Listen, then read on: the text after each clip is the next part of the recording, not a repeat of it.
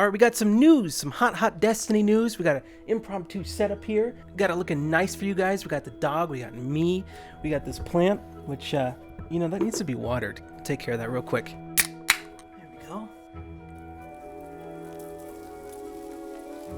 Perfect. All right, babe, hold that. Hold this. Babe. Come on, babe. Hold that. Good girl. What's up, everybody? It's me, your favorite little boy in the whole wide world, Ren with 2 N's. And for this video, I just wanted to strike while the iron was hot, because I just watched the Bungie stream, and I loved almost everything I heard. For the first time ever, it seemed like the people working on this game had a clear goal in mind for where they wanted to take this franchise. Everything that was announced was good news in my eyes. The way they're charging us for content doesn't seem greedy, and while I was watching the Vidoc, I didn't feel like I was being pandered to or being manipulated to be excited about some upcoming content so that I buy that content like the sheep Activision thinks I am. I felt like I was being spoken to more like a person rather than a walking dollar sign. They addressed things that I have been complaining about on this channel since Destiny 2 launched, which is partly why I'm so thrilled with all this news, but I am getting ahead of myself. There is a decent amount of stuff to talk about here, so let's just dive right into it. There are only 2 groups who are going to decide what happens to Destiny next: Bungie and the players who play Destiny. So that right there is exactly the type of thing I want to hear. The Vidoc that they released today felt a lot different than any other Vidoc they've ever made for Destiny. It felt more like a peek behind the curtain rather than an advertisement. You know, instead of, hey, buy this product, it felt like, hey, this is what we're working on and we want to share that with you. And that's the sort of feeling I got from the entire Vidoc. I appreciated the transparency. Like, they're showing us weapons that aren't finished yet. They've just got placeholder names up there. What I'm trying to get at here is this Vidoc really didn't feel like it was corporate in any way. It felt like Bungie was talking directly to us. And usually I'm very skeptical about things like this, and you guys know that about me. But part of the reason I'm so willing to believe what I'm being told here is because there's no longer some corporation looking over their shoulder and telling them what to say. This felt more genuine. And maybe I am jumping the gun a little bit, only time will tell, but for right now, I'm hopeful, I'm excited. I mean, look what we got here, cross saves. Cross saves are something I've wanted desperately for over a year now. You know what that means? You know how much time I'm gonna save in my life? Because I can transfer my character from the Xbox to the PC, which means I don't have to sit through eternal loading screens where it takes 4 minutes to load a Gambit map. I can be in like that. I got a new graphics card on my bad boy back there, and that puppy whizzes. And when I transfer over to the PC and get all my gear, I'll be able to dominate Cammy Cakes.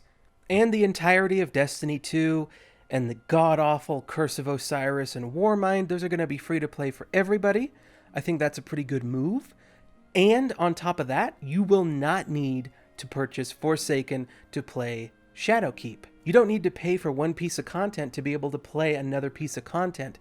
And that was a big problem that I had with Forsaken. If you wanted to play Forsaken, it was required that you had the first 2 DLCs, and I always thought that was terrible. Nobody liked that. That was such a scumbag move, and it looks like Bungie felt the same way, because now that they're free of Activision, I think they're being a lot more fair with how they're doling out content, which in itself is a good sign. But what that means for me is that maybe, finally, I'll be able to play this game with my real-life friends, because they all left.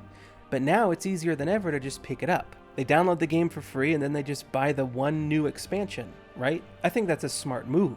They also claim that they're going to be adding more depth to the game, which is something that I have always advocated for. It's something I have been complaining about since Destiny 2 launched, and that lack of depth is still one of my bigger issues with Destiny 2. And to hear Luke Smith not only address that issue, but also admit that, yeah, it was better in Destiny 1. A phrase that we've used here a fair bit over the last year is we want to get more depth on the character sheet. Like when we look at the character sheet, even post the Forsaken changes, the character sheet still just doesn't have enough depth on it. And at different points in the franchise's history, like we're coming up on year 6, it had more. Like when people were chasing, tier 12 or whatever and taking King in Rise of Iron time frame. And those are the types of things that we want to start with and bring back. But we think the future over the long horizon is much brighter than just that. Yeah. That garnered a lot of goodwill for me. That was something I think I needed to hear. But I'm not a big fan of everything I saw today. One thing I couldn't care less about are the finishing moves. I don't see what the point of having these is. Everybody's gonna get sick of these animations after the third time they see it. And it also looks like it's gonna waste some valuable combat time. I could see somebody accidentally triggering a finishing move during a raid or something at the worst possible moment when the rest of the team needs help. But you know, little Billy gets killed because little Timmy accidentally held a button for too long and gets trapped in this animation. During combat, those precious seconds matter. But I have a sneaking suspicion that they created these finishing moves just so that they could sell them in the Eververse store. Because I really don't see how much these could add to the gameplay. I mean, maybe you can unlock a perk within your artifact that will allow you to do more damage with your guns after you successfully pull off a finisher. But when you think about it, a finisher is basically the evolution of an emote. At least that's the way I see it. But I just mentioned artifacts. Artifacts seem interesting. I think it'll be cool to grind for something rather than a gun or piece of armor. But I hope that the artifacts have an actual effect on gameplay. This guy right here says that they will.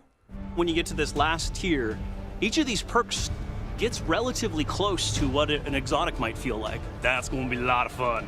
So we'll see how that turns out. I am kind of skeptical about the content of Shadowkeep itself. I'm really not too keen on the idea of returning to the moon and fighting the same bosses again that I already fought in Destiny 1. At this point in time, to me, this DLC comes off as a way to recycle old content. Something that Bungie has always been very good at, but they do say that the playable space on the moon is twice the size it was in Destiny 1, and it's gone through some pretty drastic changes, so I am willing to be more optimistic about this whole thing, but you guys know me, I'm still pretty skeptical. It all lies on how they pull this off, right?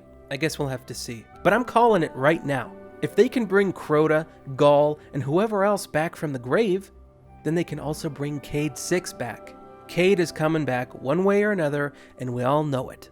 But how cool would it be if they brought Cayde back, but as an evil version of himself, and then we'd have to fight Cayde. We'd have like a boss fight against him or something like that. I think that'd be pretty cool. Now, I know that over the past 2 years, I've been really up and down with this franchise, but it's important to note that I really loved Destiny 1. I made a great video about it that you should watch when this is over. I'll link it. But I started making videos about Destiny 2 because I loved this franchise. And seeing it go down the tubes like it did really sucked. And I felt like I had to say something. In the beginning, I harped on this game out of love, out of passion. I went from kinda liking Destiny 2 at launch, but overall being disappointed by it, to hating it less, then liking it again, to hating it again, thanks to the annual pass. It's been quite a roller coaster, to say the least. But the way Bungie talks to its audience in this Vidoc gives me hope. Hope that maybe Destiny will live up to its full potential. The potential that people like myself have always seen in this franchise. Because there's nothing standing in Bungie's way anymore. There's not a focus group or bigwig executive telling them to strip any and all mechanics or difficulty out of the game. Which is a big part of why I'm so hopeful. And you know, Destiny 1 holds a very special place in my heart. I have very fond memories of Destiny 1. I made great friends through it. I strengthened existing friendships through it. And you know, I don't want to get into the details, but it came out at the perfect time in my life. I wasn't doing too well. I was in a bit of a rut, miserable, but then Destiny came along and helped me out. Now, I know it sounds stupid, but it made me feel good about myself. You know, I'm proud of the way my hunter looks. Not only because it looks cool, but because it's a reflection of what I accomplished in the game. And like I said, I know it sounds stupid to be that invested in something I earned in a video game, but at that time in my life, I really did need a bit of a pick-me-up, if I'm being honest. But don't tell anybody.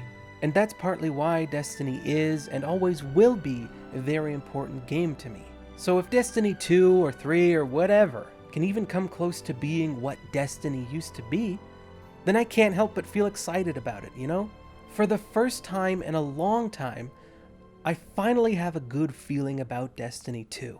And it might just be perfect timing, because back in November, I found out that this old broad had a cancerous tumor on her tongue, the back of her tongue, and the vet said she only had 3 to 9 months left to live.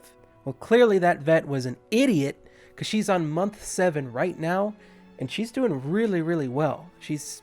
Seems normal. So, Yeah? We got her on keto. We got her on a bunch of stuff. She's doing fine. So hopefully she can keep on trucking. And my grandma is also currently riddled with Alzheimer's. She is not doing too well at all. The vet also said she doesn't have much long to live.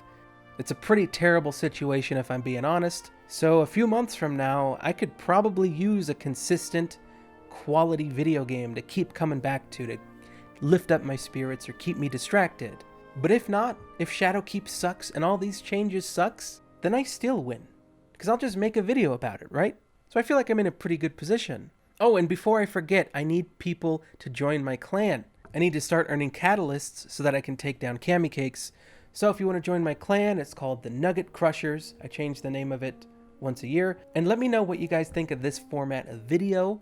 When hot breaking news like this comes out, would you want me to continue doing something like this or not? Because this is a lot more low effort than pretty much everything else on this channel, but it allows me to get the video out in a timely fashion. But again, if you liked this format, let me know down in the comments. I know it's a little bit messy, but it's impromptu, baby, you know? It's all off the cuff. And we gotta find an excuse to get the dog in on the channel, right? I think it's worth noting that I am still making a video about the annual pass, because I still think that thing is egregious, and that'll be out in maybe a month or a month and a half, probably early August at the latest. I'm waiting for most of the content to have trickled out, so stay tuned for that, and I got some other stuff coming to this channel too that I'm pretty excited about. So, don't touch that dial, and I'll see you guys next time. Tasha, sign us off. Bye-bye. There, watch this. Check this out. Like I said, we got her on the keto. Because, well, they say it's good for fighting cancer. So we got her eating Vienna sausage. This is what she eats. She loves it. Hang on. Oh, good lie, Ren. She loves Vienna sausage, you say. She doesn't even want to eat it. She's detested, disgusted by its very presence. She doesn't want it near her face. It's because she's waiting for me to say, okay. Yeah. I usually don't taunt her quite like that, but you get the idea. Anyway, go watch my Destiny is the Bestiny video. I'll see you guys later.